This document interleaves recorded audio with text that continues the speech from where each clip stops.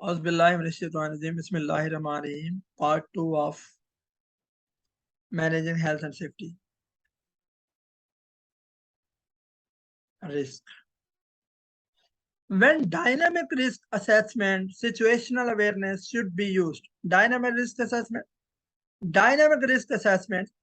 DRA are needed when work activities involve changing environments and individual workers need to make quick mental assessments to manage risk. Police, firefighters, teachers, and lone workers, for example, often have to make swift risk judgment and identify control sometimes on their own and in high pressure, potentially stressful environment. To deal with these situations, DRA are required. DRA is a continuous assessment of risk in the rapidly changing circumstances of an operational incident in order to implement the control measures necessary to ensure an acceptable level of safety. Source: Dynamic management of risk at operational incidents. Managing health and safety risk.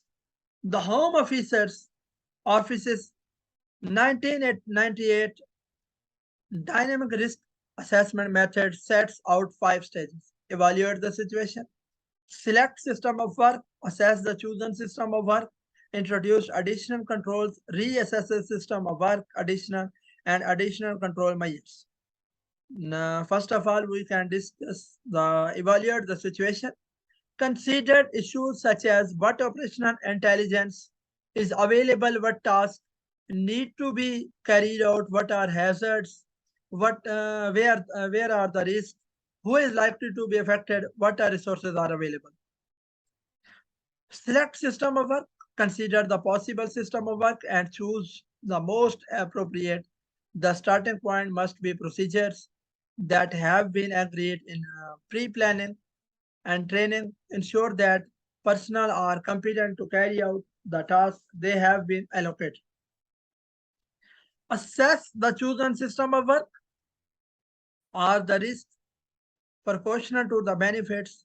If yes, proceed with the task after ensuring that goals, both individual and the team, are understood, responsibilities have been clearly allocated, and safety measures and procedures are understood.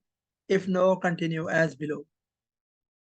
Introduce additional controls, reduce residual risk to an acceptable level.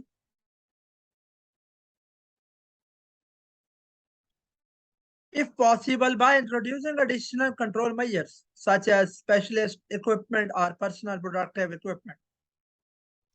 Reassesses system of work and additional control measures. If risk remain, do the benefit from carrying out the task outweigh the costs?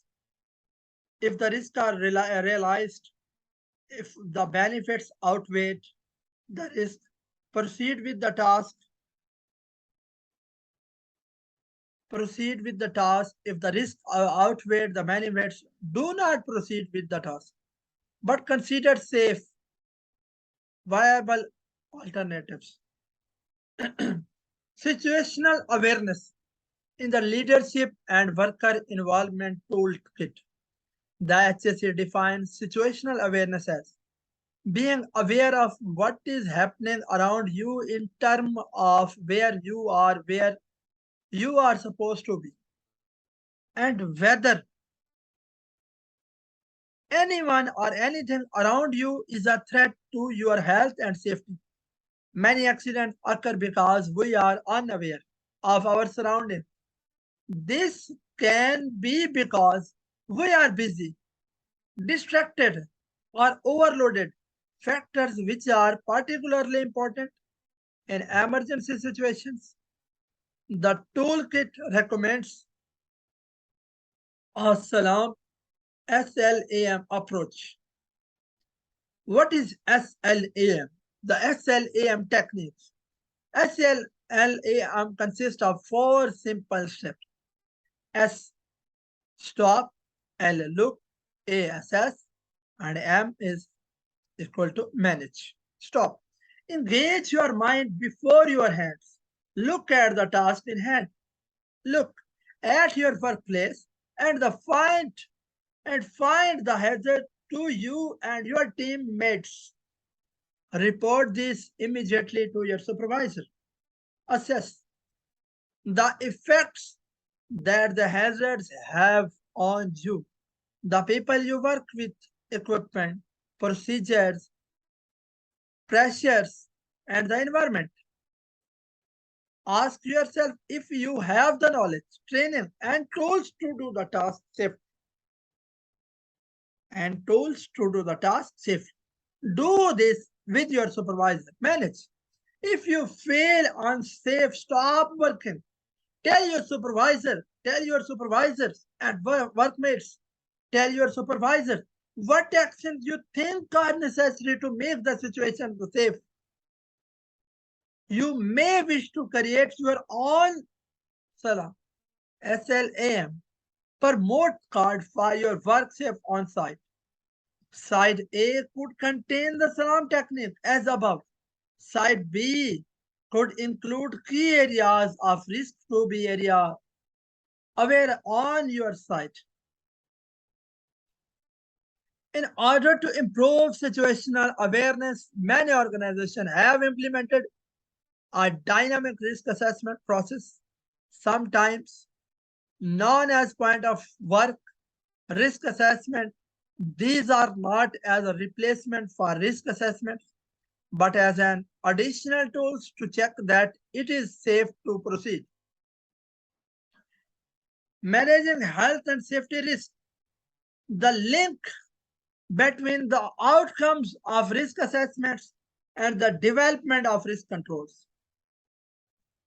The aim of the risk management process is to develop risk control relevant to the risk being assessed. The outcome of the risk assessment process follows from risk evaluation and involves making decisions about risk control and the priority of their implementation. Risk evaluation involves comparing the level of risk found during risk analysis, which considers the causes and sources of risk, their consequence, and the likelihood of occurrence.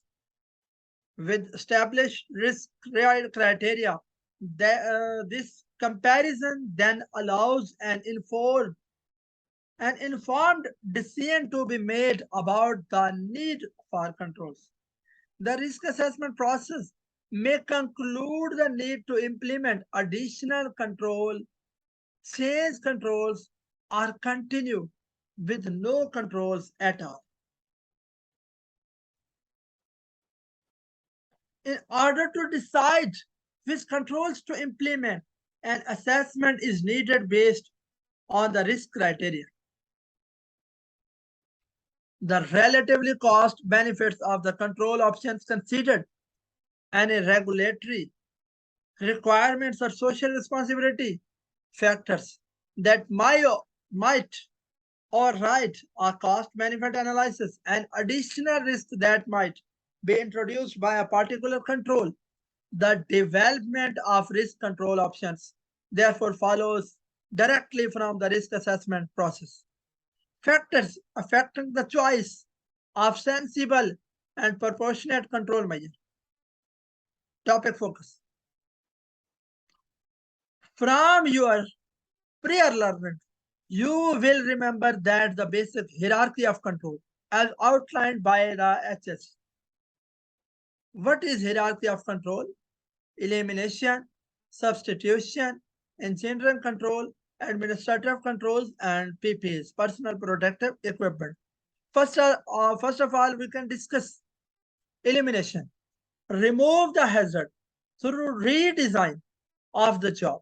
Review the activity and eliminate the need to work at height by working from ground level. Substitution. Replace the dangerous with the less dangerous. Changing a hazardous chemical for a non-hazardous material. Engineering control.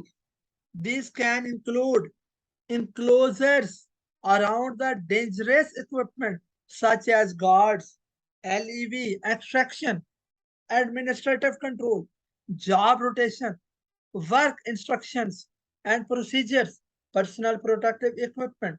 This includes respiratory protective equipment,